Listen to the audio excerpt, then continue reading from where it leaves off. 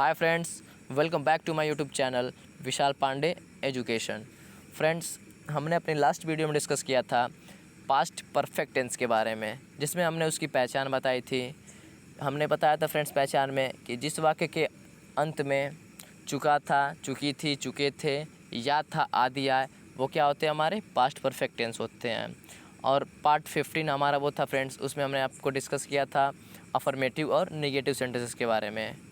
तो आज हम डिस्कस करेंगे फ्रेंड्स, जो कि हमारा पार्ट 16 है। इसमें हम डिस्कस करेंगे पास्ट परफेक्ट के इंट्रोगेटिव और इंट्रोगेटिव प्लस नेगेटिव सेंटेंसेस के बारे में। ठीक है, तो बिना देर के हुए बढ़ते हैं अपने वीडियो की तरफ। चलते हैं फ्रेंड्स इंट्रोगेटिव सेंटेंस पे। ठीक है, इंट्रोगेटिव का रूल देखते हैं फ्रेंड्स। रूल दिया हुआ है, सबसे पहले हम WH का यूज़ करते हैं, फिर हम हैड का यूज़ करते हैं, उसके बाद सब्जेक्ट, उसके बाद वर्ब की थर्ड फॉर्म, फिर ऑब्जेक्ट आता है, फिर आपका अदर्स आता है, फिर आपका क्वेश्चन मार्क आता है। ठीक है फ्रेंड्स, तो जो ये रूल वगैरह होते हैं फ्रेंड्स, सबका सिमिलर होता है। जैसे कि हमने प्रेजेंट परफेक्ट में क्या पढ़ा था कि WH होता है, फिर हैज़ या हैव होता है, फिर सब्जेक्ट होता है, वर्ब की थर्ड फॉर्म, ऑब्जेक्ट, अदर्स और क्वेश्चन मार्क। तो चेंजिंग कहाँ पे हो रही है फ्रेंड्स, चीज़ों को रिलेट करके पढ़ेंगे तो चीज़ें आसान हो जाती है। ठीक है, तो प्रेजेंट परफेक्ट में क्या था फ्रेंड, हैज़ हैव था, और यहाँ पे पास्ट परफेक्ट है, इसलिए हमने यहाँ पे हैड का यूज़ किया। ठीक है, तो इस तरह से आपका प्रेजेंट परफेक्ट भी रिवाइज हो गया, और क्या हो गया, चीज़ें रिलेट हो गई। जब प्रेजेंट परफेक्ट और पास्ट परफेक्ट एक दूसरे से आप मतलब ऐसे ही पढ़िएगा फ्रेंड, जैसे कि प्रेजेंट परफेक्ट को पास्ट परफेक्ट से रिलेट कर लीजिएगा, प्रेजेंट इंडिफिनिट को पास्ट इंडिफिनिट से, बस थोड़ा बहुत डिफरेंट आपको मिलेगा, डिफरेंस मिलेगा। और प्रेजेंट कंटिन्यूअस को पास्ट कंटिन्यूअस से। प्रेजेंट कंटिन्यूअस में क्या होता है फ्रेंड्स कि इज एम आर और वर्ब के फर्स्ट फॉर्म में ING लगता है। पास्ट कंटिन्यूअस में क्या होता है, वाज वर होते हैं, और क्या होता है, वर्ब की फर्स्ट फॉर्म में ING। ठीक है फ्रेंड्स, बस थोड़ा थोड़ा चेंजिंग है। प्रेजेंट परफेक्ट में क्या होता है, हैज़ हैव होता है और वर्ब की थर्ड फॉर्म, और पास्ट परफेक्ट में क्या होता है, हैड होता है और वर्ब की थर्ड फॉर्म। ठीक है, और आपका प्रेजेंट मतलब कि प्रेजेंट उसमें देखेंगे, अगर सबसे पहले टेंस की बात करते हैं, प्रेजेंट इंडेफिनिट टेंस की, तो उसमें आपका क्या होता है, वर्ब की फर्स्ट फॉर्म का यूज़ करते हैं। ठीक है, और पास्ट इंडेफिनिट में हम वर्ब की सेकेंड फॉर्म का यूज़ करते हैं। तो बस थोड़ा थोड़ा डिफरेंस है फ्रेंड। तो चलते हैं आगे एग्ज़ाम्पल की तरफ। हमारा पहला एग्ज़ाम्पल फ्रेंड्स, क्या वह तुमसे बात कर लिया था। तो देखिए, सबसे पहले हम इसको पहचानेंगे या पास्ट परफेक्ट टेंस है या नहीं है। ठीक है, तो हमने क्या कहा, जिस वाक्य के अंत में चुका था, चुकी थी, चुके थे, या था आदि आए, वो क्या होते हैं, पास्ट परफेक्ट टेंस होते हैं। तो आप देख सकते हैं इस वाक्य के अंत में या था, लिया था का मतलब या था लास्ट में आ रहा है, इसका मतलब ये पास्ट परफेक्ट टेंस है। ठीक है, अब ये क्या है, प्रश्नवाचक है। क्यों, क्योंकि ये क्या से स्टार्ट हुआ है और क्वेश्चन मार्क है। तो इसको हम कि कौन से रूल से बनाएंगे फ्रेंड्स, इसको हम इंट्रोगेटिव के रूल से बनाएंगे। तो इंट्रोगेटिव का रूल क्या कहता है फ्रेंड्स, अभी हमने डिस्कस किया। सबसे पहले हम WH का यूज़ करेंगे, और हमने आपको बार बार ये बताया है कि वाक्य क्या से अगर स्टार्ट होता है तो हम WH का यूज़ नहीं करते हैं। अगर वाक्य के बीच में WH क्या आता है तब उसके लिए हम वाट का यूज़ करते हैं, लेकिन वाक्य अगर क्या से प्रारंभ हो तो उसके लिए वाट का यूज़ नहीं करते हैं, WH का यूज़ नहीं करेंगे। ठीक है, जो हेल्पिंग वर्ब होता है वही हो जाता है हमारा क्या का काम करता है। ठीक है, जैसे यहाँ पे देखिए, यहाँ पे हेल्पिंग वर्ब आपका हैड था तो हमने यहाँ पे हैड लगा दिया। ठीक है, तो WH तो लाएंगे नहीं। उसके बाद हमारा रूल कहता है सब्जेक्ट लाइए, तो यहाँ पे सब्जेक्ट हमारा ही हो गया। उसके बाद रूल कहता है कि वर्ब की थर्ड फॉर्म का यूज़ करेंगे। तो अब सबको पता होगा फ्रेंड कि टाग का थर्ड फॉर्म क्या होता है, टाग्ड होता है, तो हमने टाग्ड किया। फिर यहाँ पे फ्रेंड्स टाग्ड टू यू। ठीक है, यहाँ पे क्या हो गया, टू यू, उसके बाद क्वेश्चन मार्क। इस तरह से इसका ट्रांसलेशन हो गया friend, had he tagged to you. ठीक है, आगे बढ़ते हैं सेकंड एग्जांपल की तरफ। क्या आप खाना खा चुके थे। तो क्या आप खाना खा चुके थे, ये इसमें भी क्या है, वाक्य क्या से स्टार्ट हुआ है, तो WH का यूज़ नहीं करेंगे। सबसे पहले हम लाएंगे हैड, उसके बाद सब्जेक्ट, तो यू हो गया आपका, उसके बाद वर्ब की थर्ड फॉर्म। तो टेक का थर्ड फॉर्म क्या होता है, टेक, टूक, टेकन, तो टेकन हमने यूज़ किया। उसके बाद फ्रेंड्स क्या है, क्या खाया, तो मील्स, या फिर इसको फूड भी बोल सकते हैं। दोपहर के खानों को फ्रेंड्स मील्स बोला जाता है। ठीक है, सुबह को सबको पता होगा ब्रेकफास्ट बोलते हैं, और रात के खाने को डिनर बोलते हैं, और दोपहर के भोजन को फ्रेंड्स मील्स बोला जाता है, इसलिए हमने मील्स का यूज़ किया। आप फूड भी यूज़ कर सकते हो, वो भी सही है। क्या आप खाना खा चुके थे, तो हमने क्या किया, had you taken your meals, इसके बाद ये क्वेश्चन मार्क। मील्स क्या हो गया, यहाँ पे ऑब्जेक्ट है, क्या खा चुके थे, तो भोजन। तो ये सारी चीज़ें हमने बेसिक ऑफ इंग्लिश ग्रामर में डिस्कस किया कि ऑब्जेक्ट कैसे पता करते हैं, सब्जेक्ट कैसे पता करते हैं, और वर्ब मतलब कि कितने प्रकार के होते हैं, और कैसे पता कर, ये सब कुछ हमने बेसिक ऑफ इंग्लिश ग्रामर में डिस्कस किया है।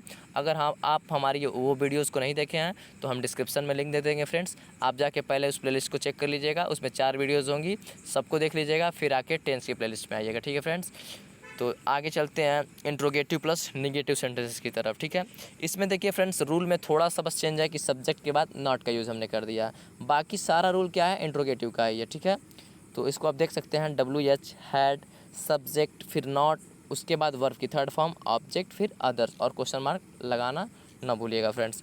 चलते हैं एग्जाम्पल की तरफ। एग्जाम्पल हमने लिया है फ्रेंड्स, क्या मैंने आपको यह नहीं बताया था।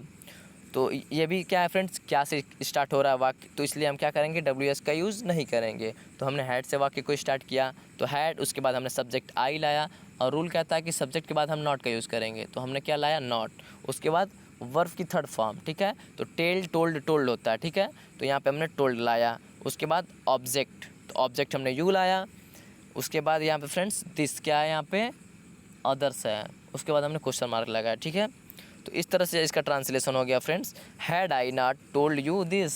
ठीक है, बढ़ते हैं अगले एग्जाम्पल की तरफ, लड़कियां खाना क्यों नहीं खा चुकी थीं। ठीक है, तो देखिए वाक्य के बीच में जब कोई भी प्रश्नवाचक शब्द आता है तो हम WH का यूज करते हैं। ठीक है, और जब वाक्य क्या से प्रारंभ होता है तब WH का यूज़ नहीं करते हैं, इस चीज़ को ध्यान रखिएगा फ्रेंड्स।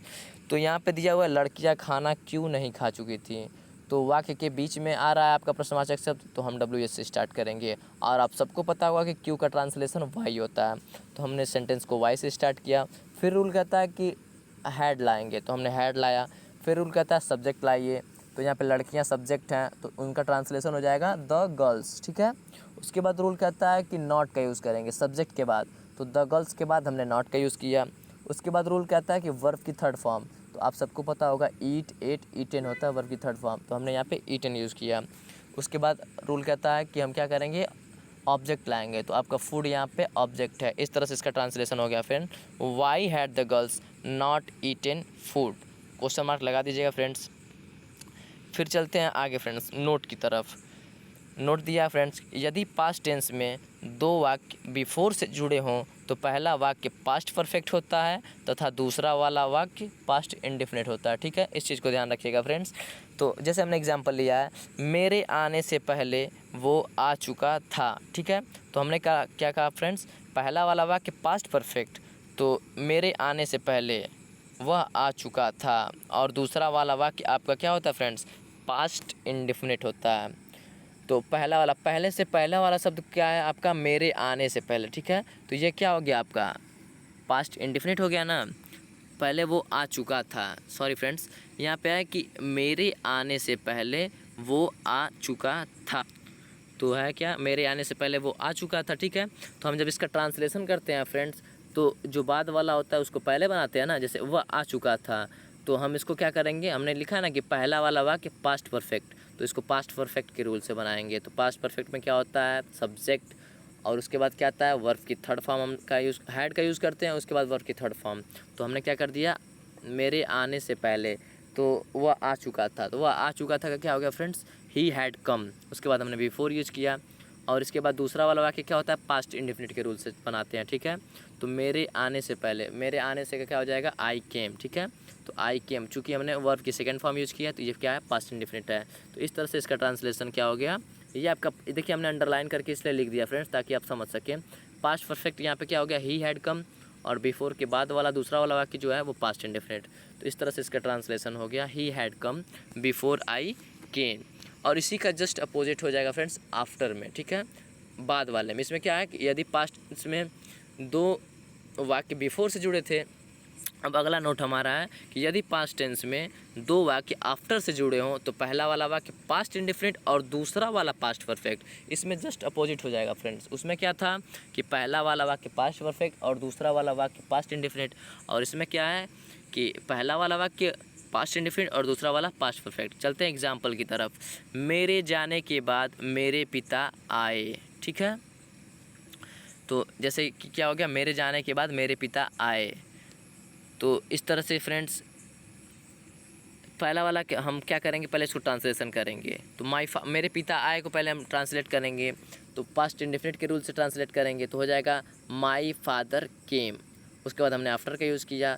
फिर मेरे जाने के बाद, तो मेरे जाने का क्या हो जाएगा फ्रेंड्स, आई हैड गॉन। हमने कहा ना कि दूसरा वाला वाक्य पास्ट परफेक्ट से बनाएंगे, तो इस तरह से इसका ट्रांसलेशन हो गया, my father came after I had gone. ठीक है, और यहाँ पे थोड़ा सा मिस्टेक हो गया फ्रेंड्स, हिंदी में देखिएगा, मेरे जाने के बाद मेरे पिता आए थे, ये कर लीजिएगा आप लोग। ठीक है, देखिए इसमें हमने क्या लिखा है, मेरे आने से पहले वो आ चुका था। चूँकि हम पास्ट परफेक्ट पढ़ रहे हैं फ्रेंड्स, तो इसकी पहचान क्या होती है, चुका था, चुकी थी, चुके थे, याद था, ये सब आया। ठीक है, तो इसलिए यहाँ पे आप हिंदी में क्या करिएगा, मेरे जाने के बाद मेरे पिता आए थे, और इस तरह से इसका ट्रांसलेशन ऐसे हो जाएगा फ्रेंड्स।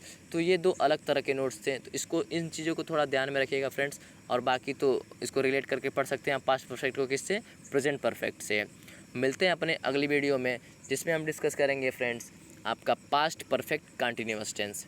ठीक है, तब तक के लिए धन्यवाद friends, thanks for watching my video. अगर ये वीडियो हमारी अच्छी लगी हो तो इसको लाइक कर दीजिएगा, और कोई भी डाउट हो तो कमेंट कर दीजिएगा, और अपने दोस्तों के साथ ज़्यादा से ज़्यादा शेयर करिएगा। और अगर अभी तक सब्सक्राइब ना किया हो तो इस चैनल को सब्सक्राइब करके और बेल आइकन को प्रेस कर दीजिएगा, ताकि नोटिफिकेशन आपको सबसे पहले मिल सके फ्रेंड्स। तो मिलते हैं अपने नेक्स्ट वीडियो में पास्ट परफेक्ट कंटिन्यूअस के साथ। Thanks for watching friends.